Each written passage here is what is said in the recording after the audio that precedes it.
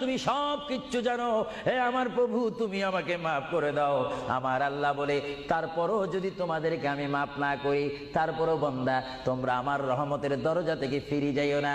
আমি তোমাদেরকে হুকুম দিচ্ছি, ওয়ালাউ আন্নাহুম ইয যালামু আনফুসাহুম জাউকা, বান্দারে যদি গুনাহ করে ফেলো আমার রহমত থেকে মুখ ফিরে তুমি চলে যাইও না।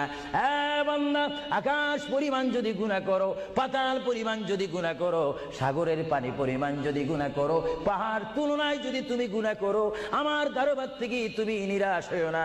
বান্দা, আমি তোমাকে একটি রাস্তা বাতাই দিচ্ছি, একটি পথ তোমাকে আমি দেখাই দিচ্ছি। সেই পথটি কোন পথ তোমরা জানো? ওয়ালাউ আন্নাহুম ইয যালামু আনফুসাহুম জাউকা, বান্দারে যখন তোমরা বরবাদ হয়ে যাবে তখন তোমাদেরকে একটা পথ আমি তোমাদেরকে দেখাই দিলাম। সেই পথটির নাম হচ্ছে আমার রাসূলের মদিনা। জুড়ে বলেন সুবহান।